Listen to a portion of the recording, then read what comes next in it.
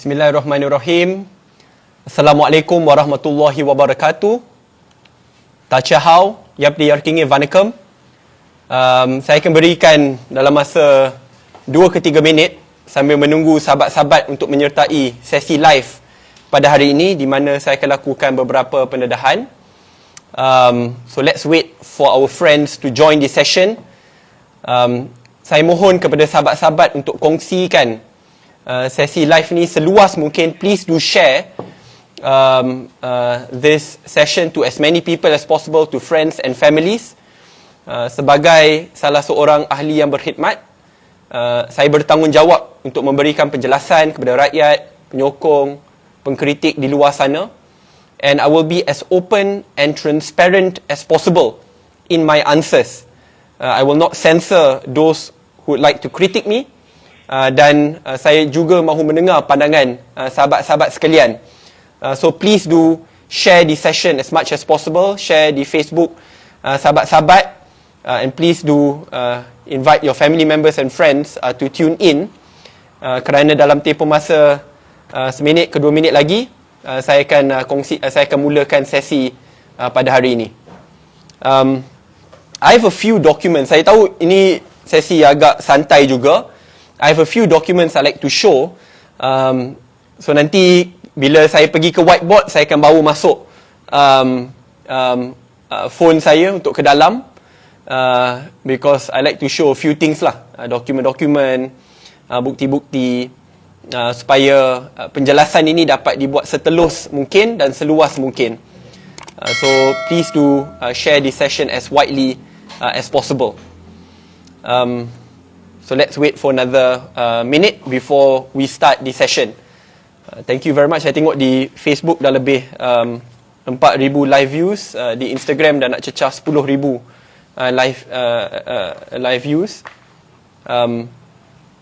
So bagi mereka yang menonton sesi ni, kalau ada soalan-soalan kritikal, nanti boleh type di ruang komen, dan tim saya akan tolong bacakan, supaya kita tahulah, dan saya juga boleh menjawab sebaik dan setelus mungkin.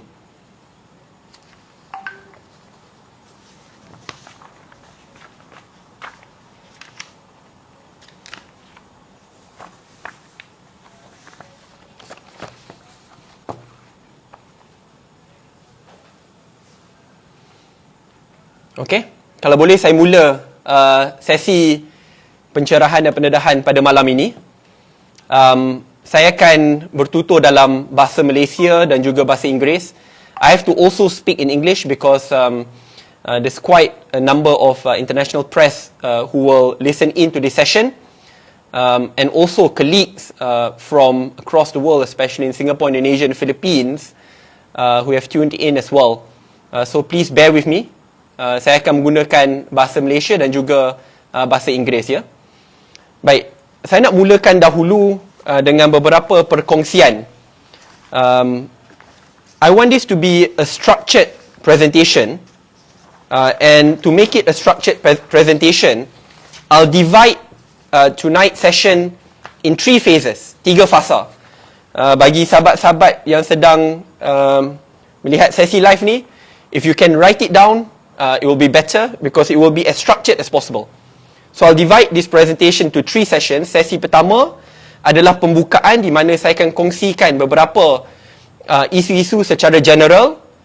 Selepas itu saya akan masuk kepada 2 charge yang telah pun dikenakan ke atas saya. Pertama berkenaan fundraising yang saya lakukan sebelum pilihan raya lepas pada awal tahun 2018. Dan sesi yang ketiga berkenaan isu pengeluaran dana ARMADA yang tidak ikut SOP. So these are the 3 issues I like to focus on. Isu pertama adalah komen secara general. Kedua, charge pertama iaitu fundraising sebelum pilihan raya. Dan ketiga, charge kedua iaitu berkenaan pengeluaran dana ARMADA yang tidak mengikut SOP. So I want to go to the I want to go to the first part lah. First part adalah pembukaan. Pertama sekali, saya nak kongsikan bahawa sebaik saja saya menyertai politik, niat saya adalah untuk membersihkan politik, merombak landscape politik di Malaysia. Sebab itu, apabila saya menjawat jawatan menteri, saya merupakan salah seorang menteri terawal untuk mengisytiharkan aset. Kenapa pengisytiharan aset pada tahun 2018 ini penting? Ia penting kerana rakyat boleh menilai dan pihak SPRM dan pendakwa juga boleh menilai adakah aset yang saya isytiharkan sebelum saya jadi seorang menteri, does it tally with the amount of assets I accumulated after I became a minister. Sebagai contoh, kalau saya merupakan salah seorang menteri yang korup dan mengamalkan rasuah, aset yang saya isytiharkan sebelum saya menjawat menteri di KBS mungkin sedikit, tetapi selepas jawatan itu dilepaskan, tiba-tiba aset banyak terkumpul, ada banyak rumah, kereta mewah dan yang lain. Then clearly there is element of abuse of power and corruption. Sebab itu saya mengambil isu pengisytiharan aset ni secara serius. And as what it has been proven, it tallies, the number tallies. Bukan itu saja. Apabila saya menjawat jawatan menteri, saya juga merupakan advokat untuk memastikan bahawa kerajaan melaksanakan Akta Pembiayaan Politik ataupun dikenali sebagai Political Funding Act. Why is this Political Funding Act so important? It is important kerana di Malaysia kini kita masih belum ada Akta Pembiayaan Politik, dan saya ingat saya bangkitkan dalam mesyuarat Jemaah Menteri keperluan untuk adakan Akta Pembiayaan Dana Politik ini bukan untuk pilihan raya umum saja, tetapi juga untuk pilihan raya parti. Kerana pilihan raya parti ni, jika tidak ada rules and regulations, di situlah banyak rasuah berlaku. And saya ingat selepas saya bentangkan di kabinet, saya dimandatkan oleh Majlis Presiden Pakatan Harapan untuk bicarakan perkara ini dan untuk mewakili Majlis Presiden untuk berjumpa dengan parti-parti, dan selepas itu saya berjumpa dengan Ketua Pengarah SPRM, berjumpa dengan Ketua Pengarah GIACC, Tan Sri Abu Kasim, Latifah Koya, untuk bincangkan perkara ini sampai akhirnya ada draft awal yang sepatutnya dibentangkan di Parlimen pada Mac 2020, tetapi malangnya kerajaan pintu belakang berlaku. I'm sharing all of this kerana saya lihat tuduhan-tuduhan yang dilakukan, kata seperti saya ni banyak aset, hidup mewah, which is, to be honest, ridiculous. It's a public document yang saya kongsikan. Sebelum ni pun dikongsikan di laman web SPRM. Saya tidak ada rumah yang mewah. Rumah saya adalah joint property owned by me and my parents, yang dibeli sebelum saya masuk ke dunia politik pun, atau menjawat jawatan yang berkhidmat dan juga menteri, iaitu pada tahun 2017. Tidak ada kereta mewah, jam mewah, suit mewah. I think for those who know me, they would know me better berkenaan isu-isu ni. With that in mind, saya ingin kongsikan berkenaan siasatan ataupun charge ke atas diri saya. On this matter, ada beberapa komen general comments which I like to make. Pertama sekali, baru pada hari ini, ini benda yang agak pelik lah, and I think you can ask yourself honestly this issue. Jika seseorang itu melakukan kesilapan dan warrant to charge ataupun order to charge itu diberikan, mestilah terus akan di-charge sebaik saja mendapat order to prosecute. Tetapi pada hari ini baru didedahkan di mahkamah bahawa order to prosecute telah pun diberikan pada tahun lepas, 1 year ago, pada 4 Ogos. Persoalan yang harus diajukan dan perlu dijawab, walaupun order to prosecute ataupun order to charge diberikan pada 4 Ogos tahun lepas, kenapa hanya selepas 1 tahun, after 1 whole year, dan sebelum beberapa hari sebelum Parlimen bersidang, Parlimen di mana kerajaan dikatakan tidak ada majoriti, baru nak kenakan charge? Why? Why wait after 1 whole year? Siasatan dah dilakukan lebih setahun setengah yang lepas. It's been almost 1 year and a half. Order to prosecute ataupun order to charge dibentangkan di mahkamah pada hari ini. Rupanya dah lebih setahun mereka boleh, tapi mereka tunggu. Runding demi rundingan. Yang mungkin nak lihat, jika saya boleh jual maruah prinsip untuk menyertai Perikatan Nasional, why wait for 1 whole year before you charge? Jika saya lakukan kesilapan, charge.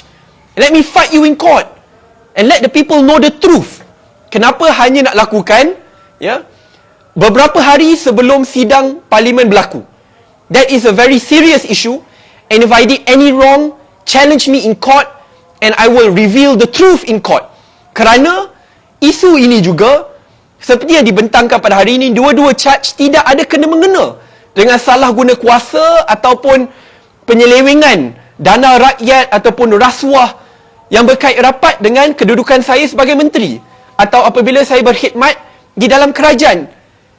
You know, if really think about it honestly lah, kalau saya nak curi, seleweng duit, songlap duit, mesti saya lakukan apabila saya berkuasa, when I'm in a position of power, bukan sebelum pilihan raya, sebelum saya jadi yang berkhidmat atau selepas saya berkhidmat sebagai menteri di Kementerian Belia dan Sukan. Sebab itu saya ingat sebelum ini apabila ada Saitro UMNO kata, saya akan lihat page by page, dia tengok dokumen-dokumen tender-tender di KBS, Kementerian Belia dan Sukan. I said, bring it on. Kerana saya tahu saya tidak pernah dan tidak akan seleweng 1 sen pun duit rakyat, duit kementerian, ya. Dan sampai hari ini jelas tidak ada. Ya, kerana saya bukan menteri yang makan kontrak, makan tender, ambil percentage 5, 10, 20% seperti apa yang berlaku secara tradisi sebelum ini. There's none of that. Because I will never do that. Boleh tanya sahabat-sahabat di kementerian, pegawai-pegawai di kementerian, sebaik saja saya masuk di Kementerian Belia dan Sukan, minggu pertama saya panggil SPRM untuk duduk bersama dengan saya. Apa saya lakukan? SPRM datang, mereka cadangkan beberapa penambahbaikan supaya menteri tidak boleh bermaharaja lela dan berkuasa untuk menentukan tender. Apa saya lakukan? Menteri tidak boleh lagi duduk di tender board. Menteri tidak boleh melantik pegawai-pegawai yang dekat dengannya di tender board. Ya, kita lakukan forensic auditing. Kita jemput pegawai SPRM untuk duduk di kementerian. Ya, dan boleh tidak perlu melaporkan kepada saya, boleh terus ke peringkat tertinggi kalau ada salah guna. Ya, saya isytihar aset, pastikan pejabat saya isytihar aset juga. Semua perkara ini dilakukan secara telus supaya kesilapan yang lepas tidak akan berulang lagi. That's why I'm very confident that I did no wrong, and as proven by the 2 charges today, ia tidak kena mengena dengan kedudukan saya sebagai menteri ataupun apabila saya memegang jawatan dalam kerajaan. And really, if I wanted to steal money, nak jadi kaya ni, buat apa ambil duit parti sebelum pilihan raya, ya Allah? Kalau betul nak kaya, orang ambil duit tender, duit kementerian. But I'll never do that. Ya, sebab di situlah ada berjuta-juta peruntukan kementerian yang di bawah jagaan saya ataupun tanggungjawab saya lebih 1 billion. But nothing, zero. Apa yang mereka terpaksa lakukan? Mereka terpaksa pergi tengok sebelum pilihan raya. In 2018, ya, charge pada bulan 7 2021, tapi mereka buka kes April 2018. Okey. Di sini ia berkenaan kes yang hanya melibatkan parti lama saya. And this is where we need to be fair and transparent in this assessment. Ya. Saya nak kongsikan sedikitlah sebelum saya masuk ke fasa kedua dan fasa ketiga. And this is something which is quite personal to me. Sebab tu saya nak memakan masa sedikit untuk kongsikanlah. Parti Pribumi Bersatu Malaysia adalah parti pertama yang saya menganggotai. Bukan sahaja sebagai ahli, tetapi sebagai salah seorang pengasas. I was one of the 7 co-founders of Bersatu. And since Bersatu was co-founded, dia dalam tempoh masa 2 tahun setengah sebelum pilihan raya. Pada masa tersebut, kalau betul lah duit atau jawatan saja di fikiran saya tidak akan menyertai Bersatu. Kerana apabila saya menyertai Bersatu sebagai salah seorang pengasas, I lost a lot more. And I've gone on record to show this. Saya dibuang kerja. Dibuang kerja sebagai pensyarah. Dibuang kerja sebagai pegawai penyelidik. Dibuang kerja sebagai pegawai dalam kerajaan. Ibu diugut, ayah diugut, anak-anak murid yang saya didik diharamkan untuk mewakili Malaysia di pentas antarabangsa. They cut almost all my sources of income. Tapi saya bernasib baik kerana saya masih boleh mengajar di luar negara. Dan saya ingat, apabila saya menyertai Bersatu, ada orang yang berkata, oh mesti Saddiq ada dapat shares daripada billionaire, tauke-tauke yang dekat dengan Tun dengan Tan Sri. Ada yang kata Saddiq dibayar gaji begitu tinggi. No. And I've gone on record, dan SPRM pun tahu benda ni, dan saya dah dedahkan sebelum pilihan raya lagi, sejak saya anggotai Bersatu. Walaupun saya ditawarkan gaji bulanan oleh parti, saya tak terima. 1 sen pun saya tak terima. For 2 years and a half, bila saya jelajah Malaysia, negeri ke negeri, program ke program, I didn't take party's money. Apa saya lakukan? I still taught abroad, keluarkan duit ASB saya untuk dibelanjakan. Pada masa yang sama, saya rasa sahabat-sahabat ARMADA yang bersama saya sebelum ini pun tahu, ya, tidur dalam kereta, kelisa ataupun kenari, mandi di R&R, pergi ke rumah kawan, buat program di rumah kawan, state by state. Apa fundraising? Adakah parti ataupun Bersatu sebelum ini membantu pergerakan ARMADA? And I can be very transparent here. Tidak ada. ARMADA berdikari. Kita lakukan fundraising pertama di restoran nelayan di Gombak.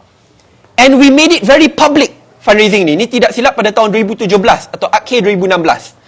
That was the actual ARMADA fundraising, di mana kita dapat raih dana lebih RM200,000. And did I take any percentage of it? None. Zero.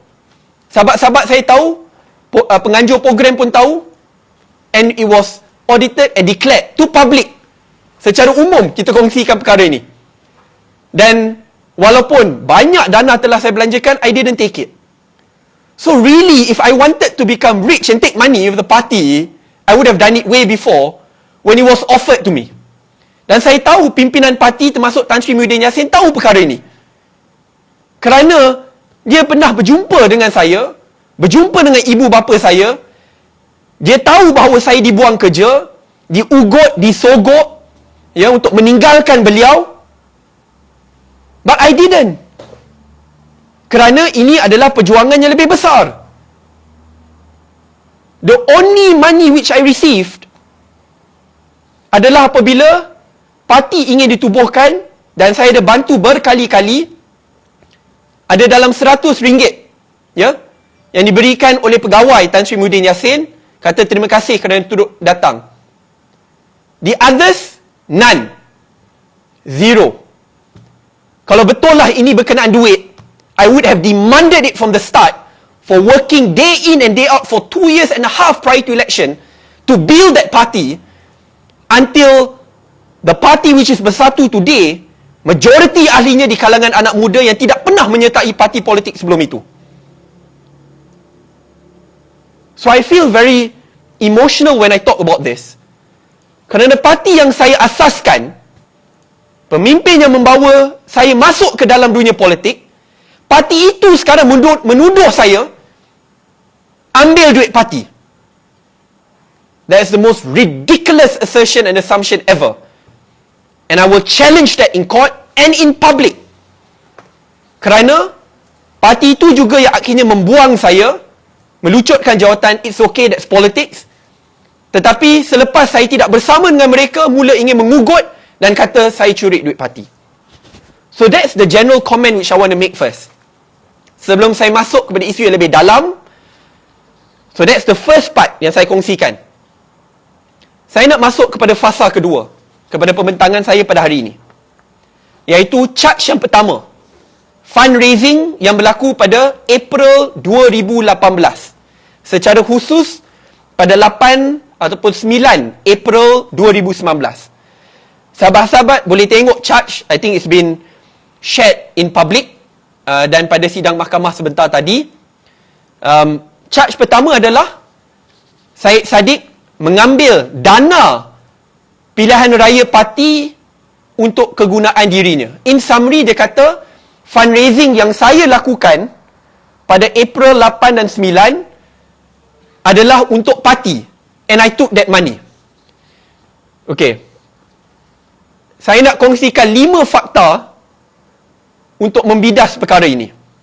Secara in the greatest detail, di mahkamah akan dihujahkan oleh para peguam. Tapi saya nak kongsikan my defense. This is important kerana tuduhan-tuduhan ini telah pun dilontarkan secara umum. Dan sebagai salah seorang ahli yang berkhidmat, ahli parlimen, jika saya tidak boleh membidas dan menjawab, it is unfair for me. And that's where I need to come out in public to answer it, so that the people who voted me in power, rakyat, boleh tahu cerita sebenar. ada 5 perkara untuk membidas. Pertama sekali, jika betul ini adalah dana untuk bersatu, sebab ini tuduhannya ini adalah dana pilihan raya parti untuk bersatu. Fundraising ni fundraising bersatu, bukan fundraising Syed Saddiq. Sahabat-sahabat, khususnya rakan-rakan media, if you can just Google now, bila tarikh bersatu diharamkan atau dinyah daftarkan sebelum pilihan raya. Just do me a favor, for all of you are watching, 14,000 on Instagram dan 15,000 di Facebook, cuba Google, bersatu dinyah daftarkan atau bersatu diharamkan. Dan tengok tarikh bila bersatu diharamkan. Sebab kalau kalian ingat, sebelum pilihan raya, kerana kerajaan BN masa tu agak takut, dia haramkan bersatu pada minit-minit yang terakhir. You will realize, and you can check this, bersatu diharamkan dan dinyah daftarkan pada 3 April 2018. Dan apabila bersatu diharamkan atau dinyah daftarkan or suspended, akaun parti pun akan suspended. Program-program parti pun akan suspended. Dan saya punya fundraising adalah pada 8 ataupun 9 April. So logically speaking, and legally speaking, how can this be fundraising untuk parti? Macam mana ni boleh jadi fundraising untuk parti? Parti bersatu diharamkan atau dinyah daftarkan pada 3 April, akaun pun suspended. Saya buat fundraising untuk saya pada 8 atau 9 April. Seriously. Dan kalau tak percaya, please go Google this and you will see it. Itu hujah yang pertama. Yang kedua, semua jemputan yang saya keluarkan, and you cannot lie on this, kerana kalau kita edit dekat Facebook, contoh saya buat Facebook posting pada April ataupun March 2018, jemput orang, tolong datang kepada fundraising saya, tolong bantu, tolong sumbangkan. Kalau ada edit, saya rasa sahabat-sahabat pun tahu, boleh check, oh this is an edited caption. So saya pun boleh cakap, oh saya tipu pada saya edit. You can check it. Kalau sahabat-sahabat rajin, boleh check di Facebook personal page saya pada tahun 2018, April 2018. Ini adalah poster dan ini adalah caption bagi fundraising saya. Saya nak kawan-kawan cakap kat sini, ada tak gambar ARMADA? Ada tak gambar bersatu? Apa nama caption dia? Fundraising Battle for Johor. Apa caption dia? Saya tolong bacakanlah. Kalau betul lah caption ni saya kata, tolong sahabat-sahabat, ini adalah fundraising untuk ARMADA atau fundraising untuk bersatu. Tolong sumbangkan kepada ARMADA dan bersatu, mesti ada tulis. Apa caption dia? Parliament will most likely be dissolved in a week. As a newcomer in politics, I'll be fighting an uphill battle as I'll be going against political giants who are well-financed and overstaffed. All this while, I've been using my own life savings and monthly salary to conduct programs and activities all across Malaysia. And I don't take a single cent from Bersatu for my personal use. No allowances, no dodgy contracts, no shares in any established company. Why do I share this? Dia ada post panjang je. Kerana saya jelas kata bahawa this is my fundraising. Tolong saya raih dana for my elections or for my political purpose and usage. Kalau saya nak tipu, mesti dalam semua sebaran social media, sahabat boleh tengok di Instagram, di Facebook ada, di Twitter pun ada. Saya tahu sahabat netizen ni memang power dalam dia punya investigative skills. Bila tengok cara dia dedahkan berkenaan menteri yang break SOP, kata makan durian tahun lepas, dia so good dedahkan. So I'm an open book, boleh semak. Tengok balik post-post lama fundraising saya. Ada tak saya kata, oh ini fundraising ni sepatutnya untuk parti. This is for, masa tu saya dah dimaklumkan oleh Tun dengan Tan Sri, saya akan dicalonkan di Johor, dan selepas itu saya dimaklumkan secara khusus dicalonkan di Muar. Saya tanya, adakah parti akan tolong membiayai dana politik saya? Dia said, tunggu dulu, kita belum pasti. I mean, kita dekat parti pembangkang, saya bukan datang daripada keluarga yang kaya. Saya bukan menteri sebelum ini. Ya, saya tidak ada tycoon-tycoon tauke yang back up saya. Pada tahun 2018, I had to go to the public to ask for support. Right? So when I did ask for support, suddenly it is wrong. And now mereka boleh kata ini adalah duit parti. So itu kedua, hujah kedua. Hujah ketiga, and this is the most interesting part. Kalau betul ini adalah duit parti ataupun fundraising parti, kenapa Yang Amat Berhormat Perdana Menteri pada masa tersebut, Presiden Parti Pribumi Bersatu Malaysia hadir ke fundraising saya? Kedua-dua fundraising. Satu di Palma Hotel, kedua di Muar. Jemputan yang dipanjangkan adalah jemputan dari saya. Bukan di atas kapasiti Ketua ARMADA, bukan di atas kapasiti Bendahari Bersatu, tapi sebagai Syed Saddiq, calon di Johor Ahli Parlimen Muar. Dan terus menyumbang directly to me.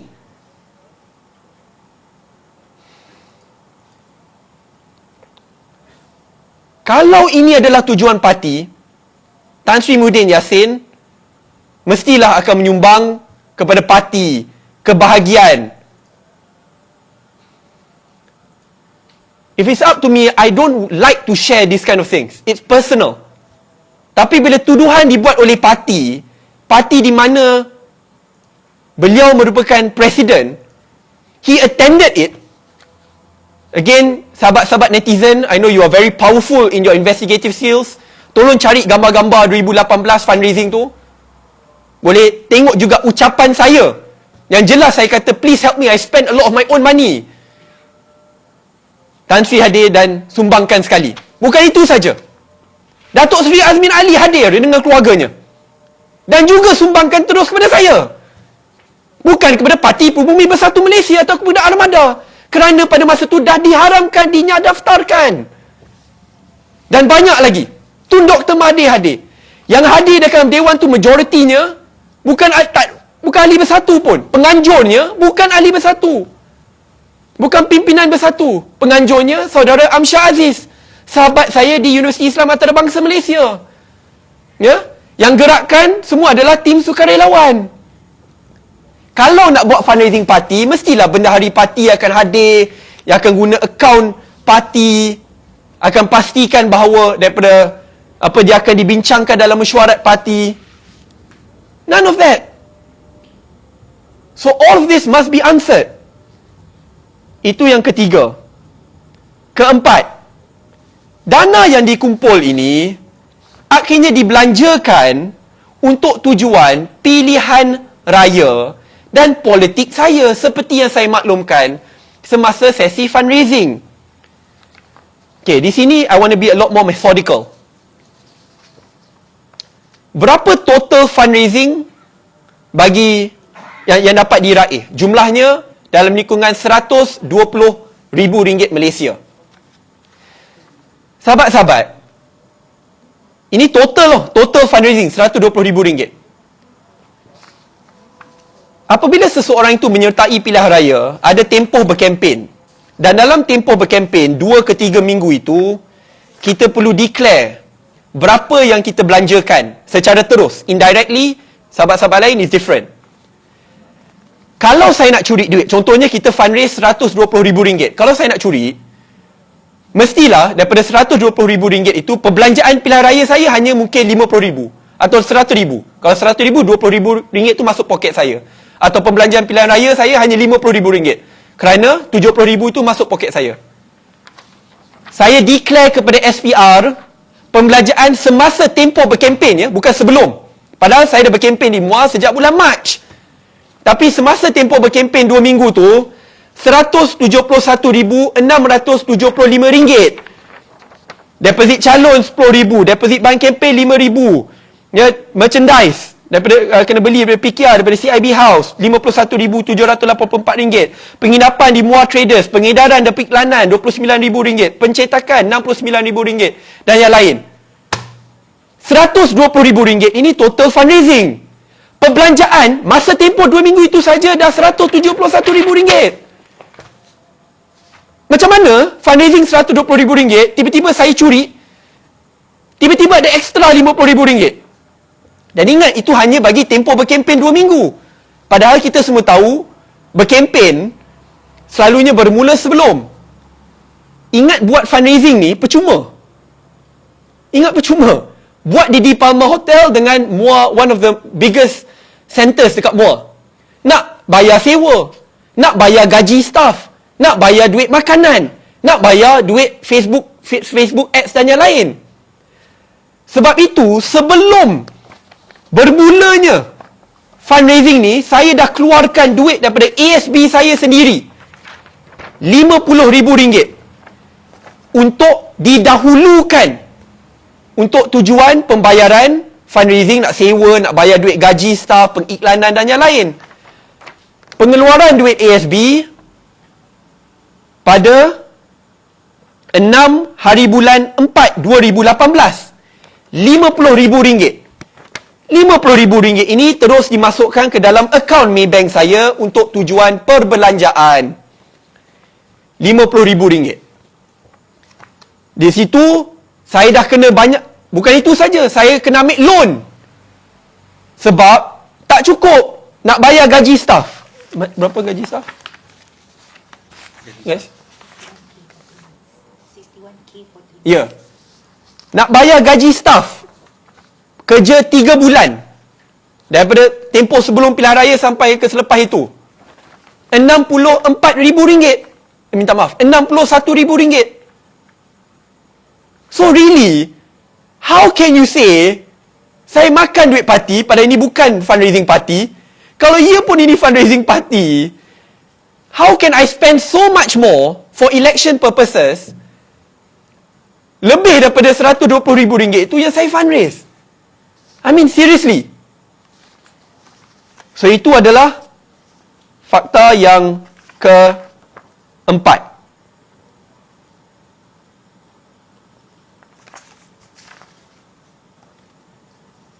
Ya, dan fakta kelima yang saya kongsikan sebentar tadi, saya ada lakukan pinjaman untuk pilihan raya kerana saya sahabat-sahabat dalam Bersatu akan tahu, Bersatu tidak bantu calon sampai ke minit-minit yang terakhir. So, apa? Kita nak mula berkempen seminggu, 2 minggu sebelum pilihan raya? You kidding me?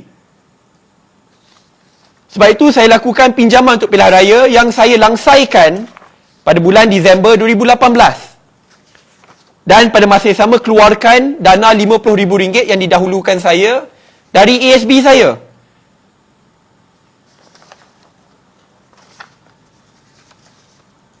Rumusan di sini, so itu 5 perkara yang saya nak kongsikan.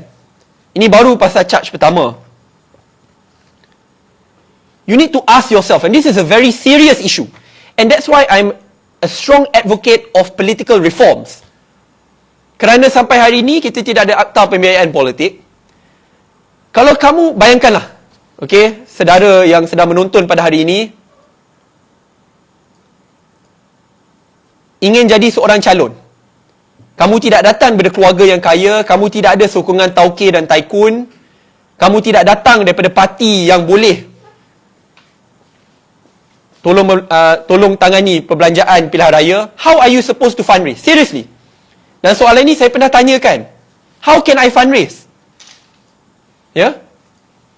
Parti tak boleh. Kerana parti masa itu dah diharamkan atau dinyah daftarkan. Nak harapkan tauke dengan taikun, tak boleh.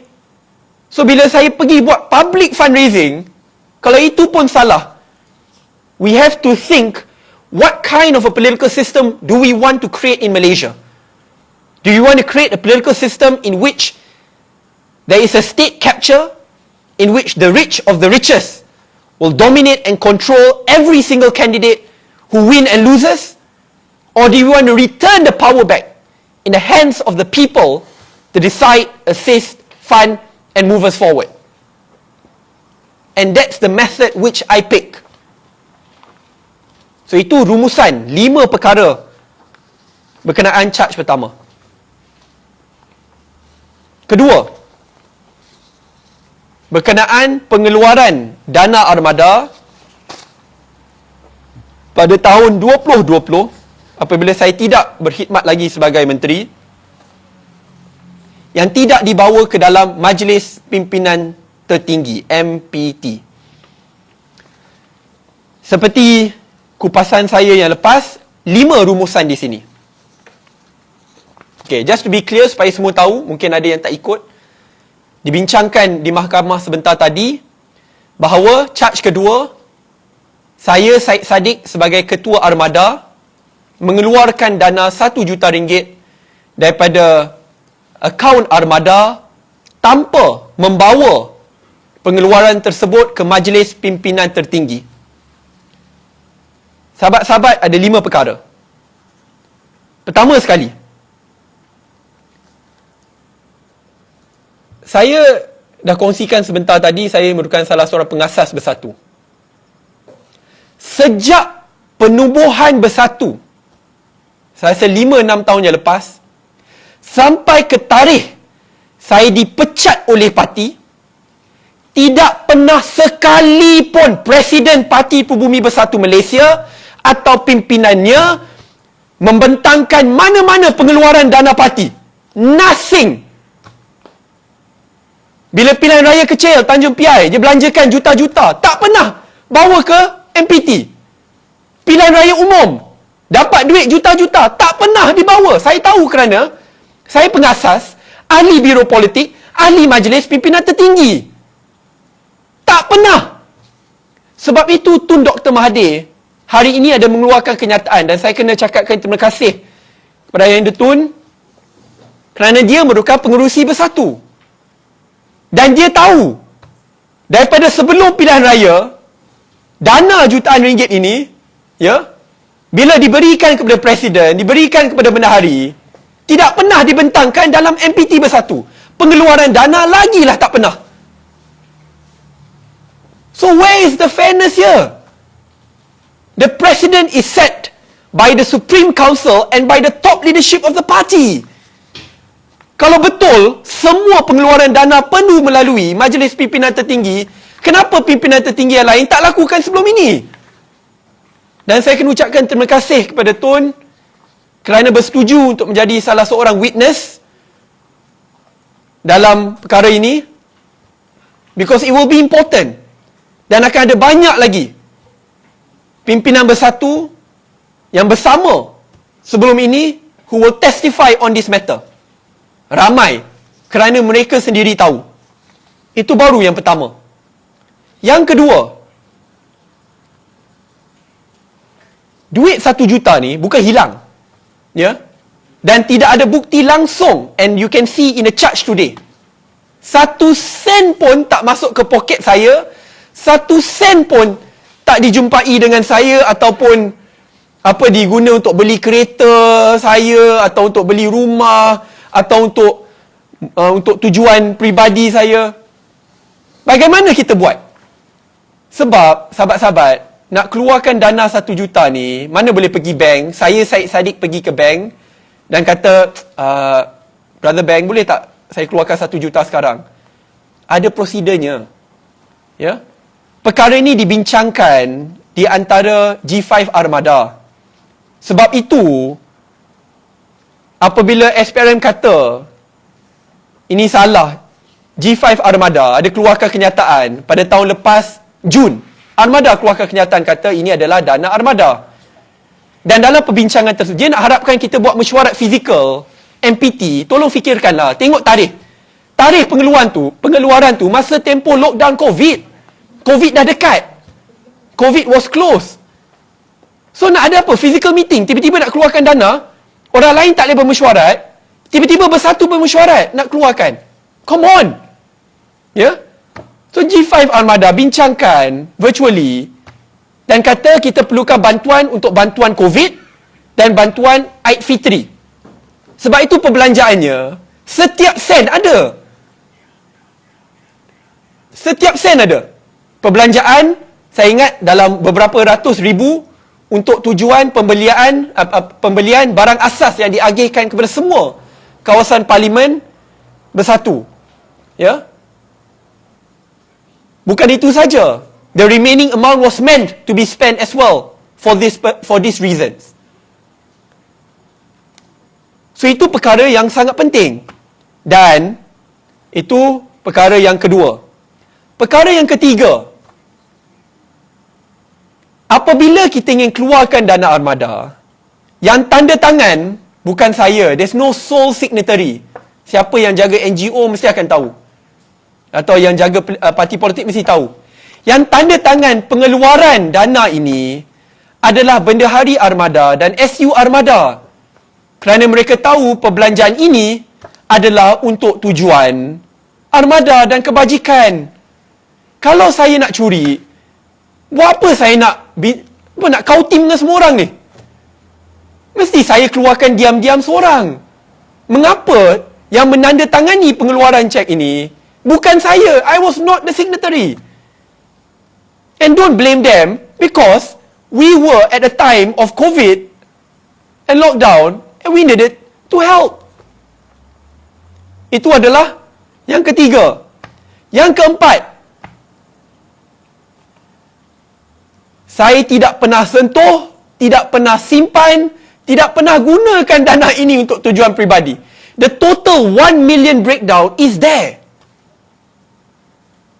The total 1 million breakdown is there. Dia tak pergi ke saya. Tak ada tiba-tiba guna, Saddiq guna untuk tujuan sendiri. And that's why it was discussed in that particular way. Itu yang keempat. Dan yang kelima, dalam perbincangan tersebut, saya ingat prosesnya. Saya panggil pimpinan armada, saya tanya, kita akan berdepan dengan wabak COVID.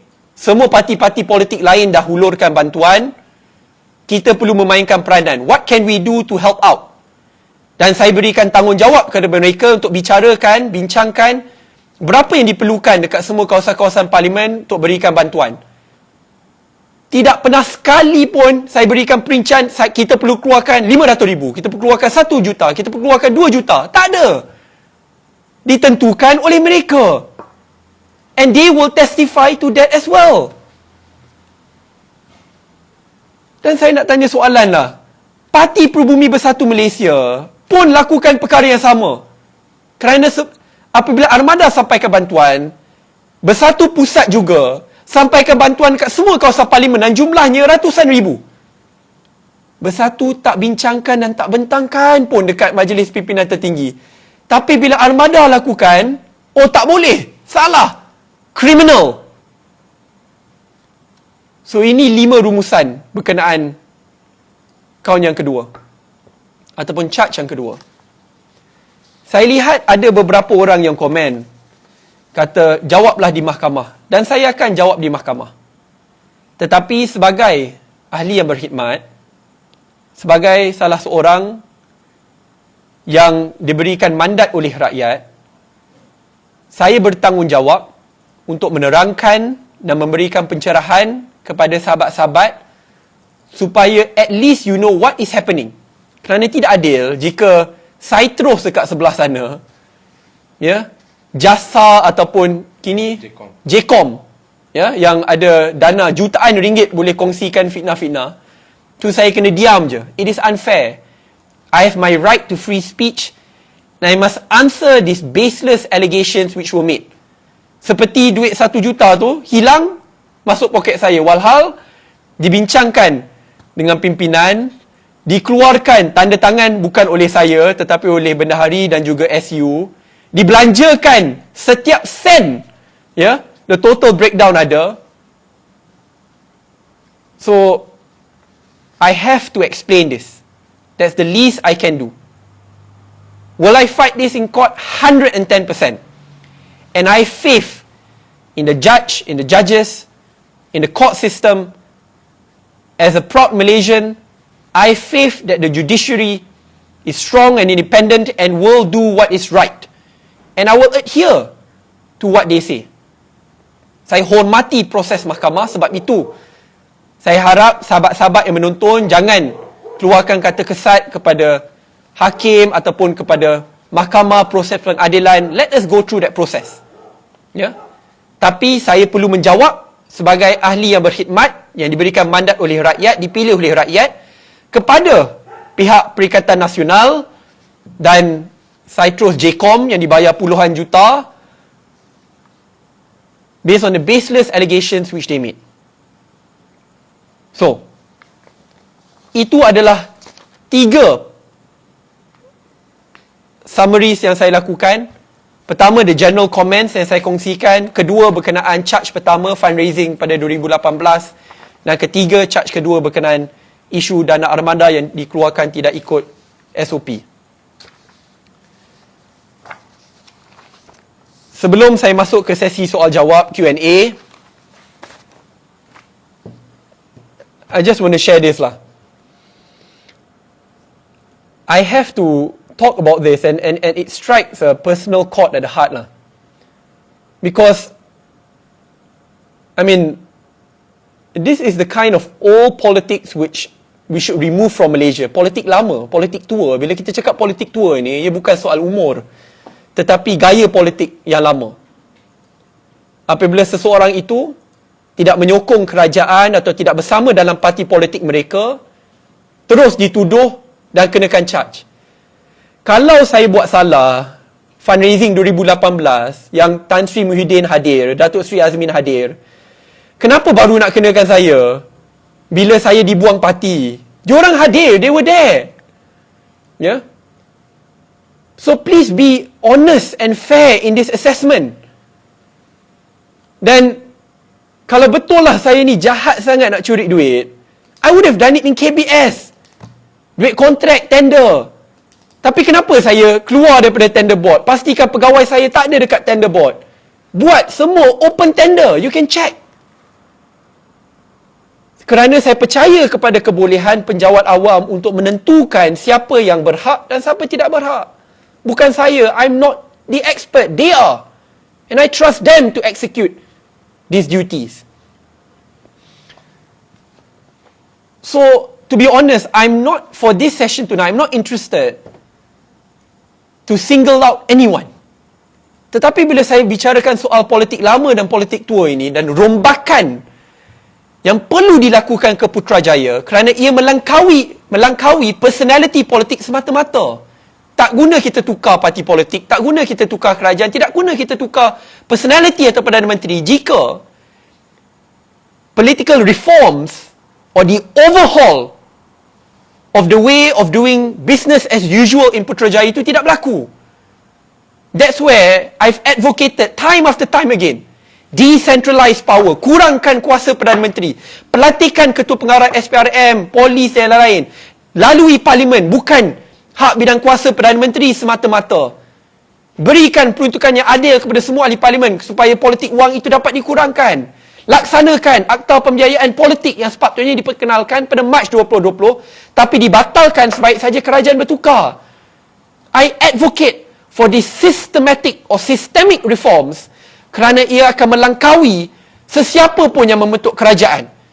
Sebagai contoh, kalau selepas ini ada pertukaran kerajaan, Perdana Menteri tidak boleh lagi menggunakan kuasanya untuk menekan sesiapa kerana SPRM akan melaporkan kepada Parlimen bukan kepada Perdana Menteri.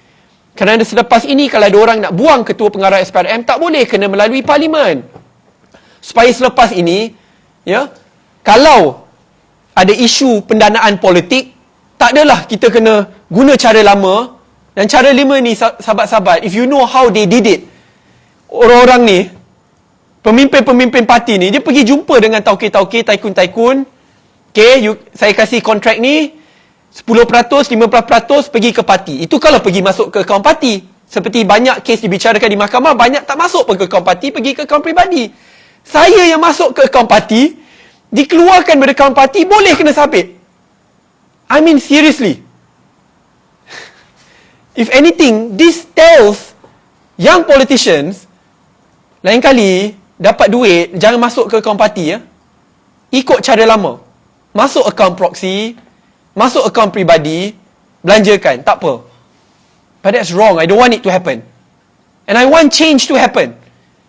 And I will make sure that my case will be the watershed or the turning point to ensure that these institutional reforms must and will take place. Dan saya tidak takut, tidak gentar, kerana saya yakin bahawa nama saya akan dibersihkan di mahkamah, dan saya mahu perubahan sistematik itu berlaku. And I feel very strongly about it. So itu adalah rumusan daripada saya. Saya berharap sahabat-sahabat kongsikan video ni seluas mungkin. Please share, please comment. Please share this to your parents, to your family members, to your friends, kerana saya tidak ada kawalan seperti JCOM, seperti Kerajaan Perikatan Nasional, ke atas TV3, kepada media-media kepada media-media sedia ada. Saya tidak ada dana puluhan juta ringgit. Ya, orang COVID tengah susah, tengah mati, dia beri duit dekat JCOM puluhan juta. JCOM ni cyber troopers mereka. I don't have that level of influence. But what I do have, and I hope what I can have, is your support. To share this as widely as possible, because I want to send a clear message. Lagi ditekan, lagi saya lawan. If they ever thought that these threats, intimidation will weaken my resolve to push forward to reform Malaysia, they are categorically wrong. If anything, this will strengthen my resolve more than ever. After more than 1 year of them trying to court me into Bersatu again, or to join Perikatan Nasional, it has failed. And finally, I will have my day in court. Saya masuk politik untuk bersihkan politik. Saya ingin membina sebuah negara di mana semua rakyat Malaysia, tidak kira agama ataupun bangsa, tidak kira fahaman politiknya sekalipun, bangga untuk memanggil Malaysia sebagai rumahnya. Rumah kita. Our home. A home which we will build together. And it is that kind of overhaul, reforms, systematic change which we must institute in Malaysia to ensure that these kinds of intimidation, threats will never ever happen again. Because despite what they do to me, and despite how personal it is, because it came from political leaders who brought me into politics, and the party which I first joined, the party which caused me to lose my jobs, the party which caused my family members to be threatened in the most personal ways possible. If I were back in power, I'd never pray for them to go through what they did to me. Because I believe it is wrong, and I will not do this to any of my political opponents and enemies. And that's why I've always advocated for the reforms and for the process to be clean and transparent. So itu jawapan daripada saya dan rumusannya. I'm a very structured man, so kalau ada tadi yang tulis nota je boleh dapatlah rumusan general, the 3 parts. Opening statements, rumusan 5 perkara bagi charge pertama, dan rumusan 5 perkara bagi charge yang kedua. So now let's go to sesi soal jawab bagi mereka yang ingin mengajukan soalan. I'll try my best to entertain as many as possible, ya. Okay. Kita tengok soalan Facebook, ya. YB ada soalan tanya, macam mana untuk seorang ahli politik membiayai kos untuk berkempen? Before anything, I just want to briefly comment to one of my mentors before, a good friend, Dr. Rais Yatim. Dr. Rais Hussein. I saw him commenting because he was also one of the reasons why I joined Bersatu, and I remember it was him and Dr. Mazuki who were with me in the toughest of times when I was threatened. My family was threatened. I lost almost all sources of income. And I'll never forget that meeting at BSC. So he said, stay strong, sir. I mean, you said, stay strong to me. Stay the path, stay the course. I just hope, sir, that it's not just about me, and I think it's bigger than that. hope you can be together in pushing for those reforms. And as a Supreme Council member of Bersatu previously, I think you would know what I mentioned today is nothing else than the truth. Everyone has a role to play, regardless where they are at. Government and opposition, what partisan views, that's all their personal choice. But we all have a role to play in upholding the truth.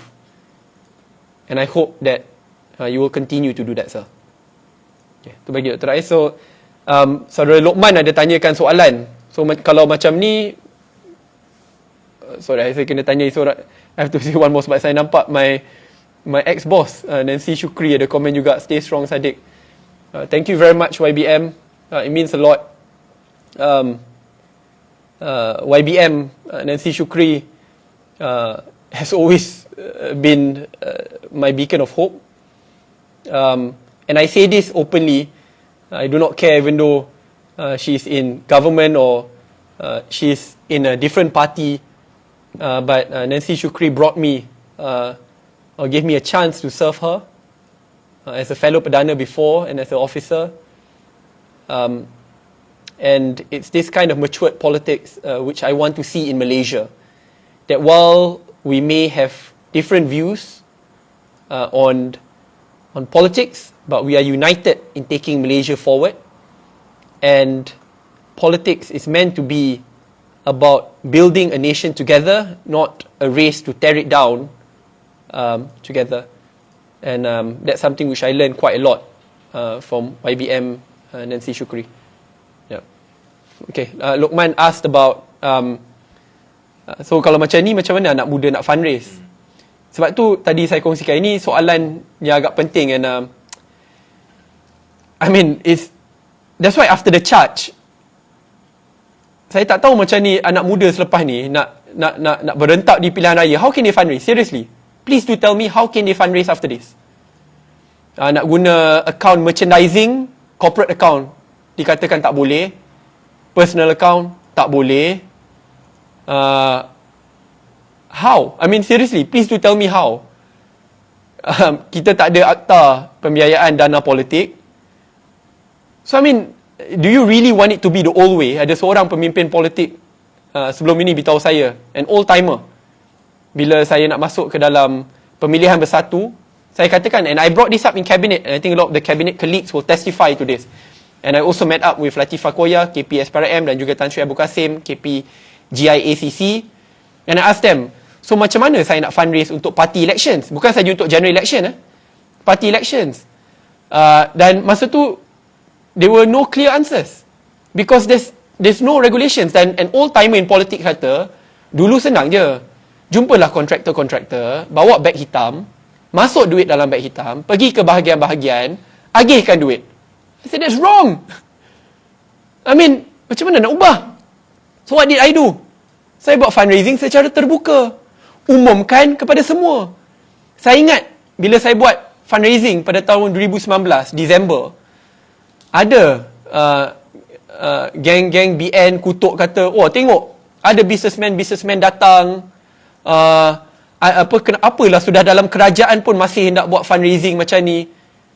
But I said, that is what transparency looks like. Biarlah orang tahu siapa yang datang. Yes, they are businessmen, but at least orang boleh lihat, oh, businessman ni ada dapat kontrak dari Saddiq tak? Kalau dapat kontrak, ada pertindihan kepentingan tak? At least they know. You know, dekat US, that's how they do fundraising. You boleh tengok Barack Obama, siapa yang fund Barack Obama, siapa fund Bernie Sanders, Hillary Clinton. Di situ boleh nampak, oh, these are the big corporates, big oil, big pharma who funded these people. Dan di situ rakyat boleh menilai, ada tak pertindihan kepentingan. When I try to do the same, orang kata, oh, it's wrong. I mean, if we don't dare to speak about transparency in political funding, we won't go far. Sebab itu bagi anak muda, cadangan saya, I mean, really we need to get this political funding act through quickly. And we should have gotten it, the bill or the draft is there on the table. Kerana sepatutnya dibentangkan pada Mac 2020. But in the meantime, we have to learn how to rely less on the tycoons and on the billionaires. We cannot say no. They all have an influence to play. But we need to reduce it. Sebab tu crowdfunding ni memainkan peranan yang penting. Dan jika mereka boleh menyumbang pun, sumbangan mereka itu tidaklah sumbangan paling besar sekali. Sebab itu, apabila saya menggerakkan muda, we limit the amount of donations from individuals. So that we cap it. Supaya akhirnya majoriti yang menyumbangkan datang daripada penyumbang-penyumbang kecil. Sebab itu bila saya contohnya nak buat audit bagi program satu keluarga, satu laptop, minta maaf, kolaborasi dengan Ernst & Young, one of the big four auditing firms, ada juga lihat majority yang menyumbang in the thousands, almost tens of thousands, adalah penyumbang-penyumbang kecil. Ada yang sampai sumbangkan 5%. Kalau ada tycoon-tycoon besar yang menyumbangkan pun, it's not the majority. And I think that's good, that's a balance. Kerana akhirnya saya terhutang budi kepada rakyat, dan itu adalah jalan kehadapan yang harus kita ketengahkan. Baik, soalan lain? YB ada komen, you had 1 year to reveal the perpetrators who blackmail you to cross over but didn't. Politics is a dirty game. Maybe you want to comment on that. So as I mentioned, if you notice the investigations on me, even though the fundraising was in April 2018, only took place when I no longer supported the government and I was out of the Perikatan National Government, which I never agreed, never supported and never will. Then that already creates a lot of questions, especially when today in court, it is proven that the order to charge was given during the first week of August 2020. However, I was only charged after 1 year. And in between, many political personalities and leaders come forward asking me to join Perikatan Nasional. On this matter, I will go detail in my following suit, which I will discuss with my lawyers and we will go public with this. Wait for it. It will be interesting, but rest assured that the public will know, I'll be transparent, and justice will come.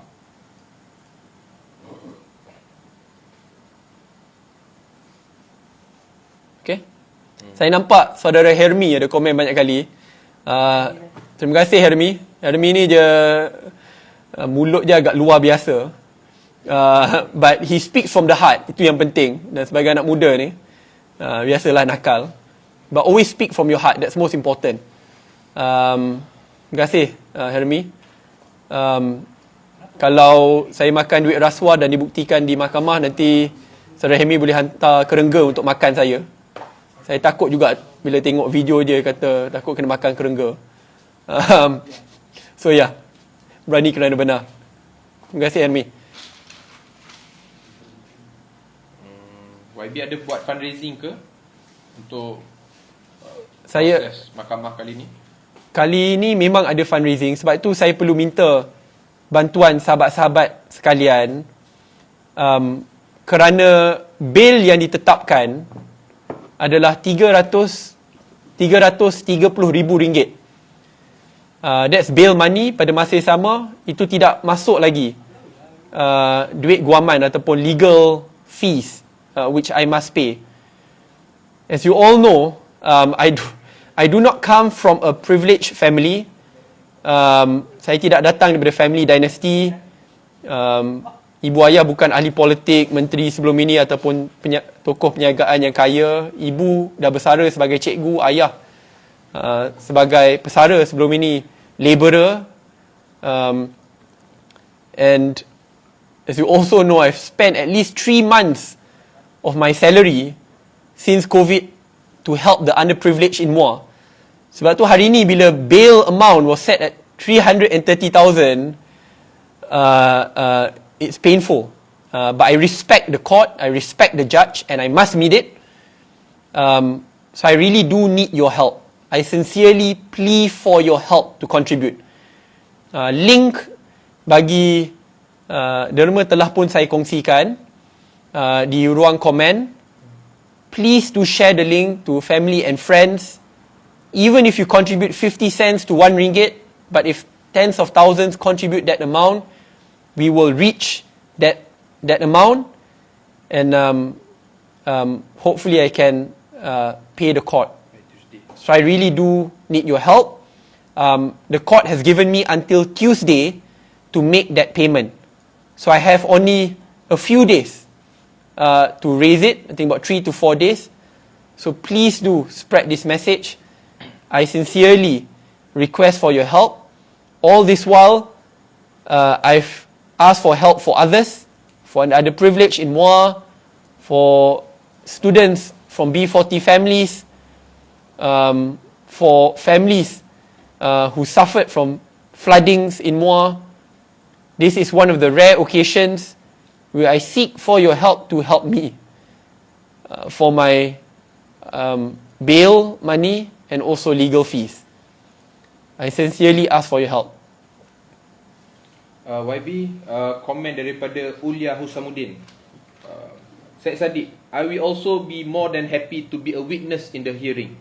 Not even one time has finances been presented in the Supreme Council meeting. Heck, not even for by-elections. I urge other ex-MPT of Bersatu, if you have an ounce of dignity, to also come forth. Maybe you can comment on that. Yeah. Thank you very much, Ulia. Saudara Ulia Kamah komen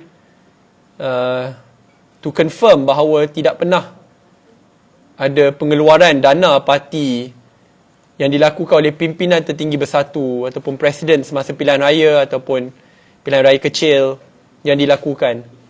Thank you very much, Ulia. Ulia juga merupakan bekas majlis pimpinan tertinggi Bersatu. Tun pun katakan perkara yang sama, dan Tun Dr. Mahathir merupakan pengasas dan juga pengerusi Bersatu. And I hope that many others in Bersatu who have a moral conscience to testify to this as well. Tadi saudara Dr. Rais pun katakan perkara yang sama. Because I don't expect you to give favours to me, to release me, no. But just tell the truth. That's the least that can be done. Because the truth is all I want. And treat me like how you treat others in the party then. So terima kasih saudara Ulia for confirming. Baik, saya rasa maybe one last, if you... Kita ambil satu soalan yang terakhir. From Farhan, dia minta tanya, YB, with the current situation of having a backdoor government, COVID and etc., Malaysia seems to be regressing and heading towards a failed state. Many anak muda are upset and are wondering, what can we do? What can we do, YB? First thing first, to the youth of Malaysia, never lose hope. What they want is to break our resolve to change Malaysia, to overhaul Putrajaya. We need to have that level of hope and faith that we will power through these tough times. Malaysia is not a perfect country. We are on that destination to become a greater country. And for that to happen, the youth of Malaysia must always partake in that nation-building process. Not all will join politics. Some will become doctors, engineers. But we all have a role to play. And that's why when it was fellow Malaysians who ran the Kita Jaga Kita campaign bendera hitam, bendera putih, untuk sampaikan bantuan kepada orang susah tanpa diminta pun. That clearly shows that this is our home and that we are building this home together. And to me, that's the kind of spirit and enthusiasm which young people should have. And that's what gives me hope to continue to fight for Malaysia no matter what the odds and risk come my way. Sebab itu juga saya menubuhkan muda, bukan sahaja untuk anak muda, tetapi bagi mereka yang berfikiran muda, iaitu a disruptive thinking to change and reform Malaysia, open to all, regardless of race and religion. So demand not just for personality changes, but for a systems change. That is most important. Perubahan sistem. Kerana sistem itu akan berkekalan dan melangkaui personality politik semata-mata. And let us all come together, regardless of our politics and partisanship, to demand for these systematic changes to move Malaysia forward. This is our home, together, forever. Okay. Thank you very much everyone. Ini sesi penjarahan dan pendedahan yang pertama. At this height, 15,000 di Facebook, 15,000 di Instagram. Terima kasih. I know it's not easy for you to stay tuned live sampai lewat malam. Thank you for listening to my side of the story. Saya akan membela diri saya di mahkamah, tetapi pada masa sama saya perlu jawab di sini juga, kerana ia adalah tanggungjawab saya untuk menjawab di sini. Saya tak suka lari daripada menjawab soalan. Salah seorang ahli pimpinan UMNO, Sir Azri, walaupun orang kenali dia sebagai Papa Gomo, tapi baru-baru ni di mahkamah dia kata bukan Papa Gomo, walaupun dia dah kalah kes rasuah sebelum ni masa berkhidmat di PDRM, dan juga kes fitnah Datuk Seri Anwar Ibrahim, kena bayar dah nak 1 juta ringgit sebagai Papa Gomo. Tapi tak apa, kita panggilnya nama dia Sir Azri. Dia kata, YB kenapa takut nak cakap pasal duit yang hilang di rumah? Saya tak takut. Sebab itu bila saya dipanggil ke SPRM berkali-kali, saya dan keluarga saya dipanggil berkali-kali, segala jenis kenyataan, segala jenis slip bank, gaji, semua telah pun disampaikan. Dan kalau saya salah, they would have charged on this matter. Sifatnya mudahlah. Firstly, yang orang kata 250,000 tu dah salah. It's not even 250,000, it's 210. Estimation about 210. And among 3 people, me, my mum, my dad, untuk tujuan renovasi rumah di Elmina. SPRM pun dah pergi lawat rumah tersebut. They went to check. Saya rasa nanti satu hari saya buatlah satu Facebook live dekat rumah. You should check it out. Saya tak tahulah kalau saya sakit hati bila tengok rumah-rumah ahli politik BN bukan main luar biasa macam mahligai. Lepas tu dana renovasi dijadikan isu. Walhal saya mungkin saudara Papa Gomo boleh tanya, harga jam pimpinan BN berapa? Harga jam mereka saja dah 2 kali ganda harga rumah, bukan harga renovasi, harga rumah saya. Oh, mungkin boleh tanyalah ya. Dan bagi diri saya, as I've declared my assets. Ya. Declared my assets, dan di situ boleh check. Bila saya berkhidmat sebagai menteri 22 bulan, gaji RM55,000, tak termasuk lagi allowance lain. Bila diberhentikan sebagai menteri, dapat bonus, bukan bonus lah, tapi particular payment dalam RM180,000, dan nak RM200,000 diberikan kepada saya dan kepada menteri-menteri lain.